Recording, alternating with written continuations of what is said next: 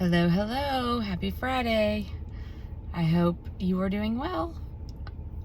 I just wanted to jump on and fill everybody in on the rest of my week. I know I filmed a video on Monday when I got cleared and for radiation with my last fill and all of that. So I mentioned that this week would be busy, and it has been so busy.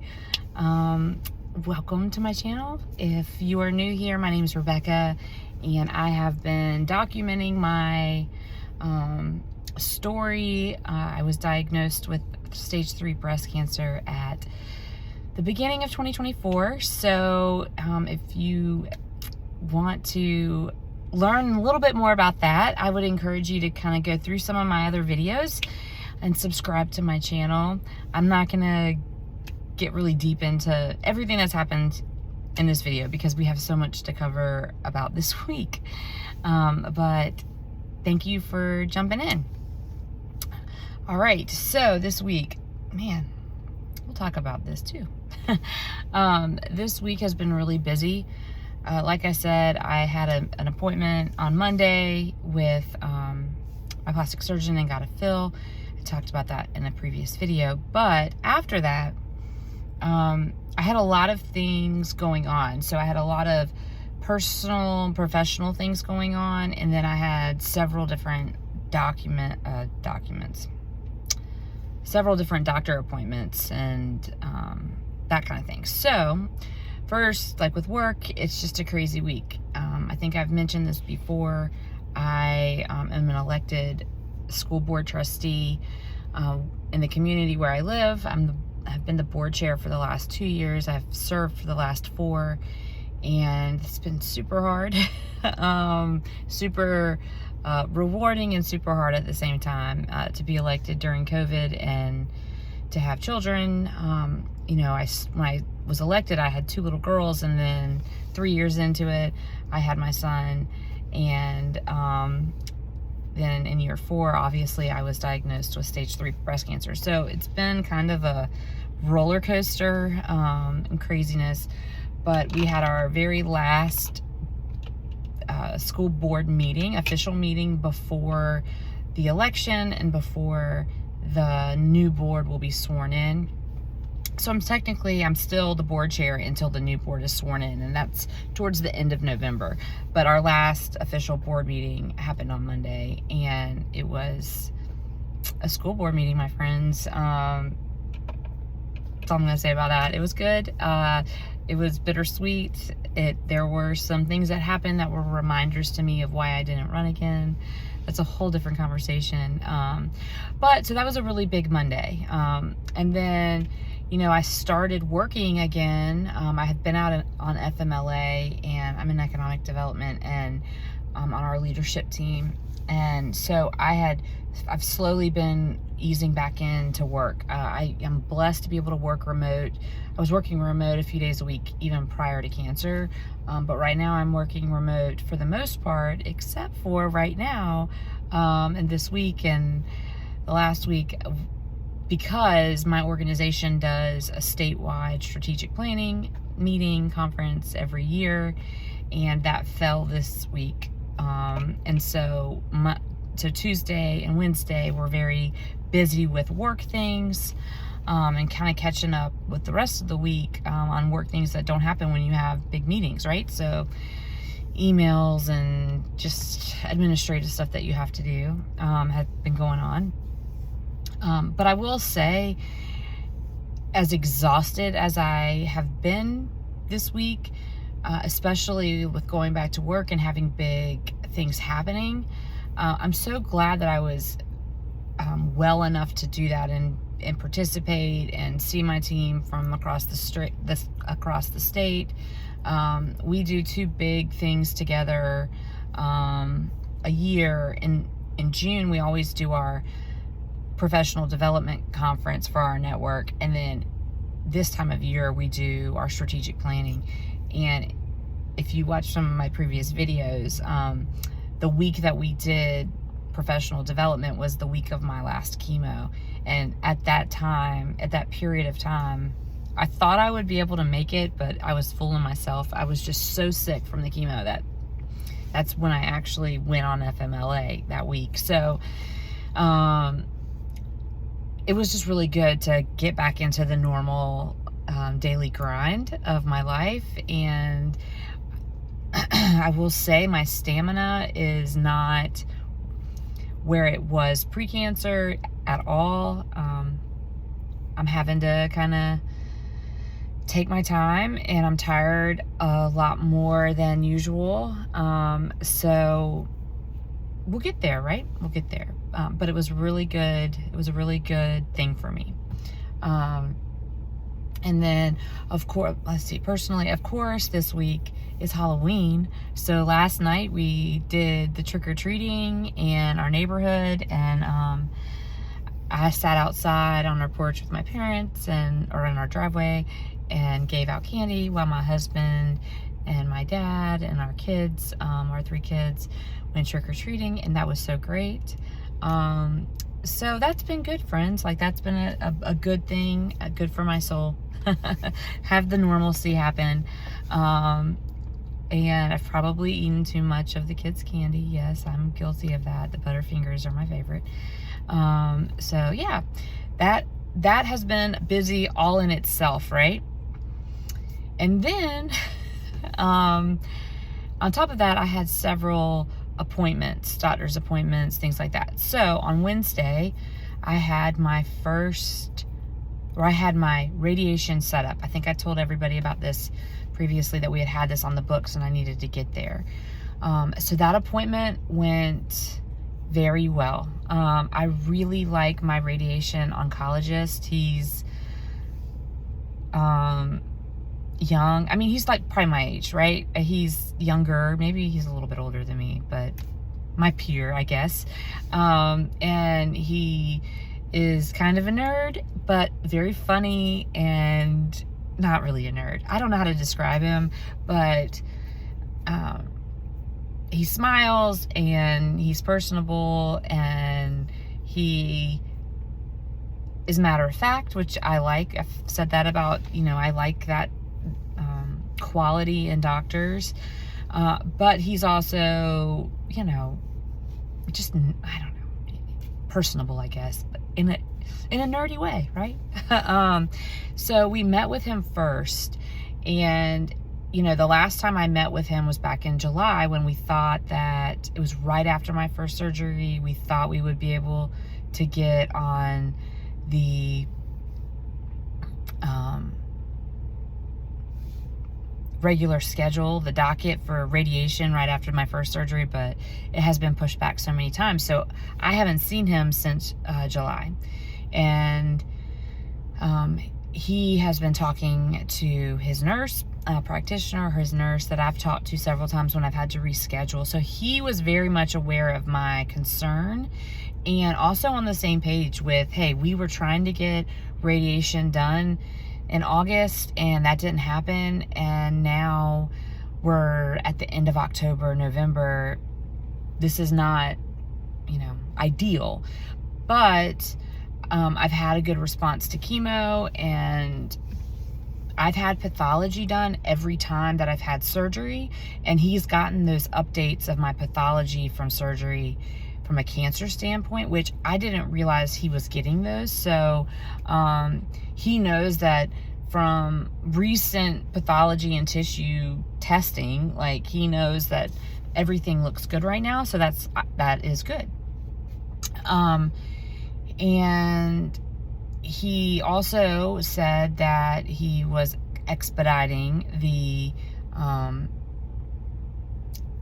process for me to actually get started, because originally, I had been told that I was going to have to wait a couple of weeks to go in for the final setup and to actually start, because of schedules and because of the way that the folks, the really smart people that set up the radiation machine and diagram that out, like, that's just how long that process takes.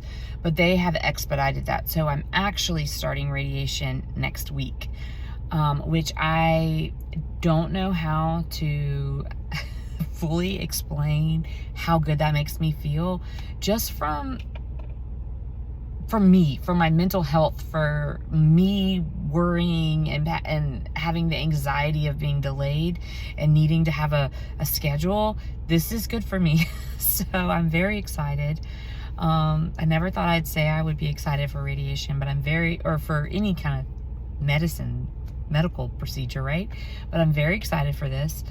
I was a little bit like surprised by, I guess, how intense, or like the location of where the radiation will happen. And I am 100% sure my parents were in the room, that he told me this before, but I must have just blocked it out. I really thought that they were just doing like my chest area and armpit area, like in different areas, like the whole thing. But it's also going to go up into my neck, and I didn't realize that it went up into my neck. And when he was telling me of potential side effects and things like that, he mentioned the neck. And I mean, I have to go look in my previous videos. I just don't remember that. And there's side effects that can come from the radiation in the neck. So hopefully that doesn't happen. Who knows at this point, but hopefully it doesn't. And I'm going to have a positive mindset on this one. We just need to get through it. So that was a good appointment with him. And then they sent me back to do the first initial setup, where they brought me into this room. And I was very concerned that I couldn't lift my arm up. But what I didn't realize, even while they were doing it, until afterwards, they had me lay down on this table, and there's one of those big round machines. I took a picture of it. I might post it in the comments or on my YouTube page on what the machine looked like. But it was this big round machine, not long ways, just like a big round circle that you did go through, but it wasn't like an MRI machine. And the table had this blue, like, it looked like a sheet on it. And I laid down on the sheet, and they were positioning me on the sheet, and they were trying to get, like, on my left hand, I was told to grab a bar, and I could do that. On my right hand, I couldn't grab the bar. So they helped me get my arm where I could put my right arm over my forehead. And then they had this pillow thing kind of coming underneath me, and they were like, you can lay it down. And I didn't realize what the pillow thing was that they had underneath me. But basically, it's like this blue plastic plaster thing that they put underneath your back and your arms to make sure that you're in the same position every time. And I didn't get a picture of it, but I will try to get a picture of it next week, because I'm actually going to have that every single time. It has my name on it, and every time that I go in, I'll use that, and that will help me get my arm up to where it needs to be. So that was interesting, and I felt better because my arm didn't have to go all the way up. And they were able to position it where they think that they can get radiation to work. So that's good. So next Wednesday, I go for my final setup, and they'll make sure they'll have gotten the physicist or whoever creates that plan to have done what they need to do, and they will line me up. Now, what I also didn't say was that they've marked me up on my stomach and my chest in different areas with little marks, like blue. It looks like blue Sharpie, and then they put like a clear sticker over it that you can still shower and things like that, but it keeps the markings. It's like a temporary marking. It's not like a tattoo. Like, I've been told that you could get little tattoo areas. I'm not sure how they'll mark me next week. That's how they did it this week. So, yeah, so that was the radiation appointment, and then I start radiation on Thursday. So the final setup on next Wednesday, and then I start radiation next Thursday. And that should put me, as long as everything goes well, I should be done with radiation December 13th, so before Christmas. I think that that's the date we're thinking. Now, y'all know me and plans, so who knows what will happen. But I'll go every morning before work. Monday through Friday until then. I'll take 2 days off at Thanksgiving because they're closed on Thanksgiving. So that is my radiation update, and I am very happy about that. On Thursday, which was yesterday, I had several more appointments. So I had my echo, which I have been, I'm supposed to have echoes like every 6 to 8 weeks, really. And I have not had an echo since July 18th. I've had to cancel several of them because I've had surgeries every 2 to 3 weeks. So I've had open incisions or stitches, and I haven't been healed enough for them to do the actual echo. So that was in the back of my mind, like, crap, I hope that the Herceptin and Perjeta aren't causing issues, because I haven't really had major issues with those drugs. So hopefully my heart is okay. They check it just to make sure, because that is one of the side effects. But my echo went well. My heart looks good. There's no changes since the last time that I had an echo, and that's what they're looking for. So that went well. I met with my oncologist, and I love my oncologist. He's such a good guy. He comes in and gives you a hug and is very encouraging. He was very relieved that we were getting the radiation stuff set. He reassured me that I had a good response to chemo. He thinks everything's fine, but you just really want to make sure that if there's any extra cells, that we get rid of them. We did talk about the Herceptin and Perjeta, and if I had side effects, like some of the things that we anticipated, like with upset stomach, things like that. I've actually handled pretty well this, in the last few rounds. I haven't had major issues that make me feel like I need to call him or take extra medicine or anything like that. So that's been good. But there have been a couple of things that I've noticed. I've always had really good skin, and I really, when I was a teenager and going through puberty and all of that, I really didn't break out very much. As an adult, I really very rarely break out.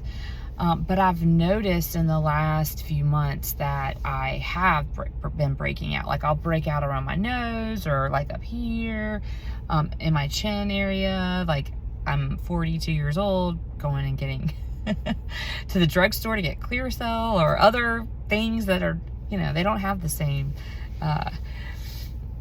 pimple cream that they had when I was growing up, I guess. But that hasn't been an issue, and I had read that it could be a side effect of the Herceptin and Perjeta, the immunotherapy, targeted therapy drugs.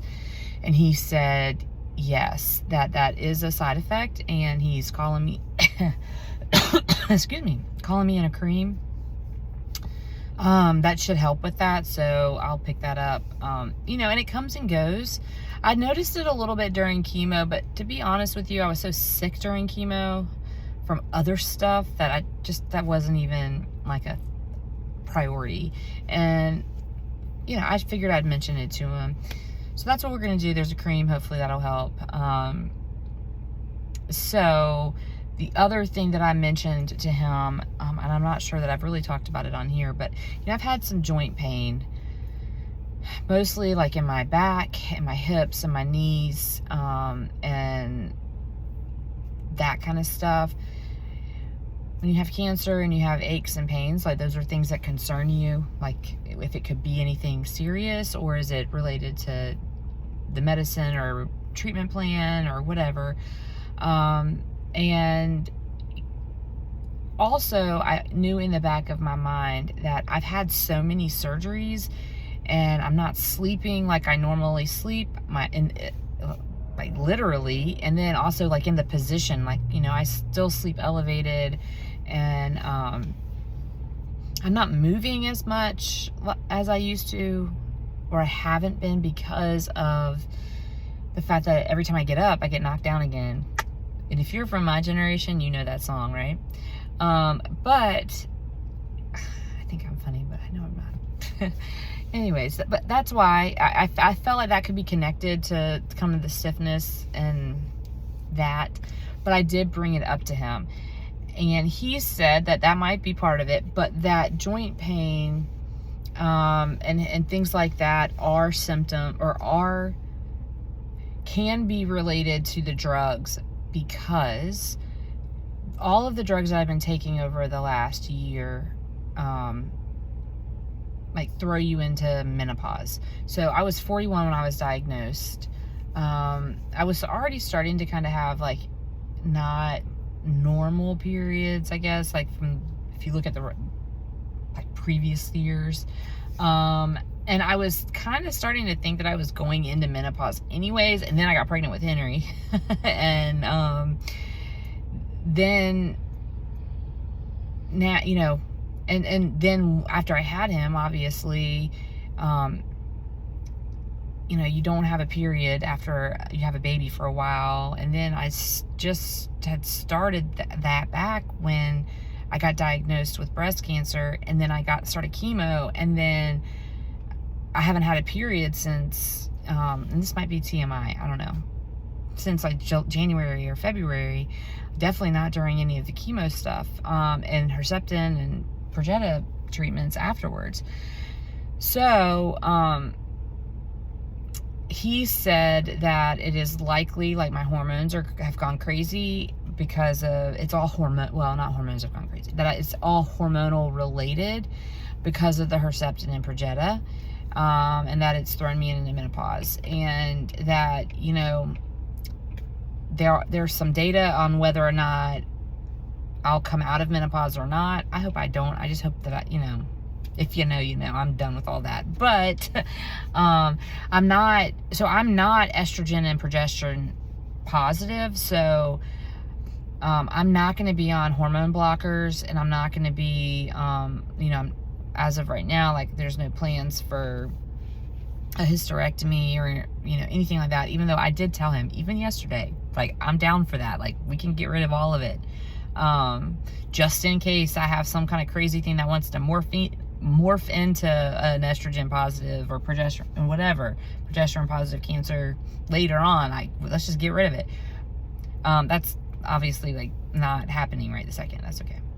But back to the point, he said that that's probably what is related to this, and that's normal, but that I need to be paying attention, just like if there are targeted areas of pain or achiness, you know, that if that happens, then let him know. And to kind of, I mean, I check in with him every 6 weeks anyway, so he'll know if it is an issue.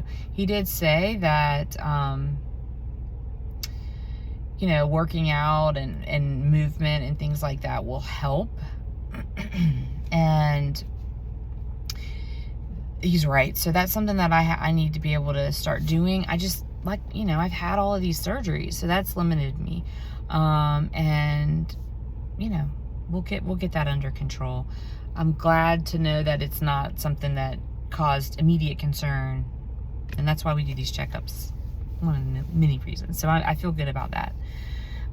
Okay, and then after I had my appointment with my oncologist, I had my first appointment with the lymphedema clinic, and that's really like an occupational therapist, physical therapist, lymphedema related person that I'm, you know, was scheduled to meet with. And she did measurements of my arms and looked at me, and looked at my skin and my incisions and my range of motion and all of that. And she did say that I do not have lymphedema, and my oncologist also said this right before this appointment, but that I'm high risk for lymphedema for various reasons, you know, because I've had multiple surgeries, because I've had lymph nodes removed, because I think there were a couple of other things that kind of relate to that, but I'm blanking on that right now. So I'm high risk, but I don't have it. So she did measurements of my arms and things like that, so that we can keep track if there's changes. So that's good. And there are some things that we're going to be doing. I think we'll probably start doing, like some like skin sensitivity treatments, and massages and things like that after radiation is done. She doesn't want to do anything like that, during radiation, because my skin is just so fragile. Which we know because of all of my other surgeries. She noticed a lot of scar tissue on my right side, not surprising. And into my armpit up over here, she said that it wasn't cording, but it could develop into cording. She noticed some like webbing that's the word she used, webbing. And so there are things that we can do for that, but not until after radiation is done. However, during radiation, we're going to work on range of motion with both my arms, but definitely my right arm, because I can't, and strength and things like that, because I have a hard time picking up anything heavy. Like, when I carry my laptop bag, it's hard to carry my laptop bag.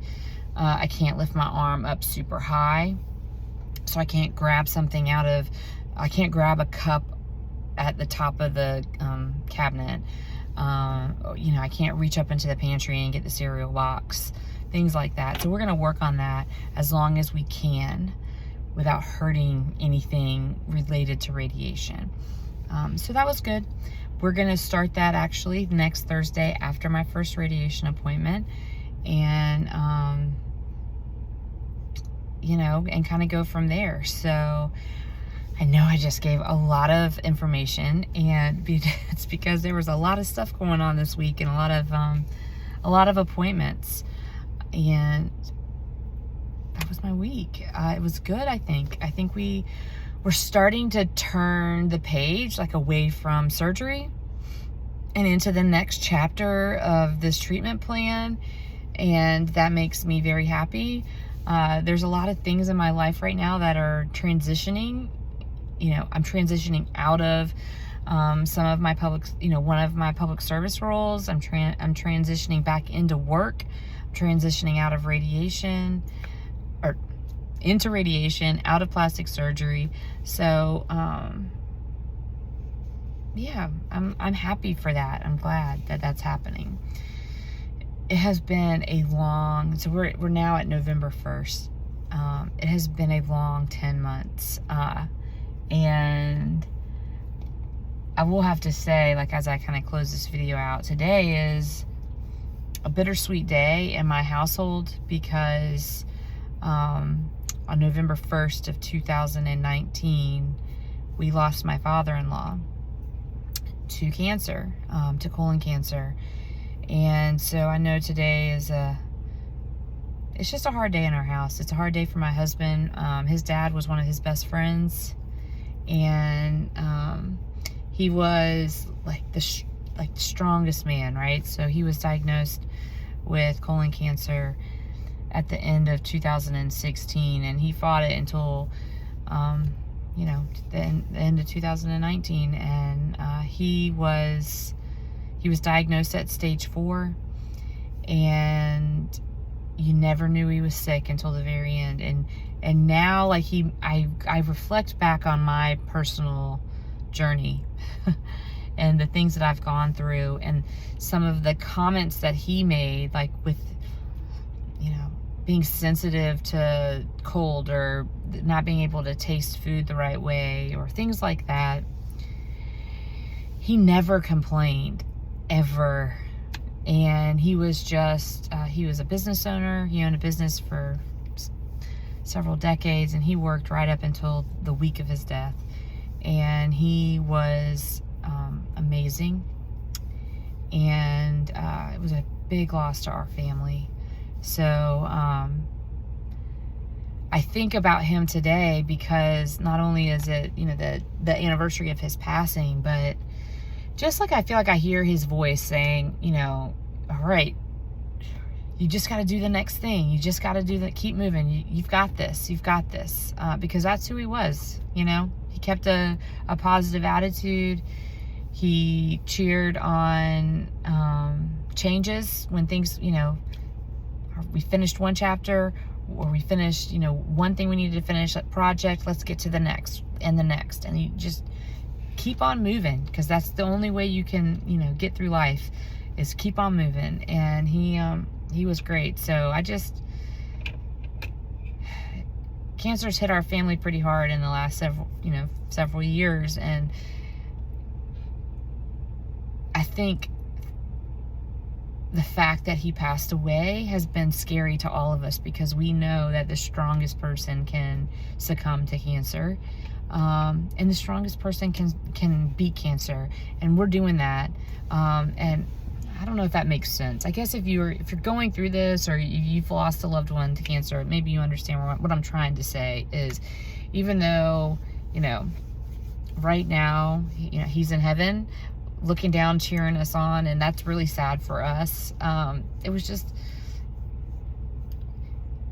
he fought cancer with such greatness, and I hope that I'm making him proud, because, you know, I miss him, and he's an inspiration to me on some of my low moments, and he had a big impact on my life, and I'm very blessed to have been able to spend the time that I did spend with him after meeting my husband and joining that family together. So, all right, I know it was positive the whole video until right now, but this is a positive thing. It's a tribute, really, to a great man, and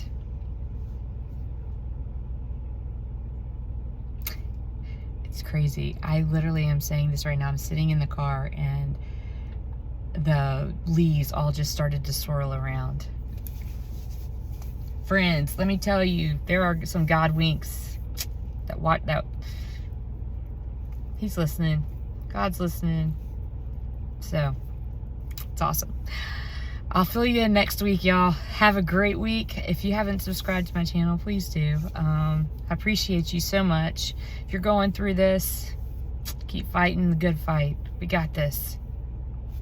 Love y'all. Be blessed.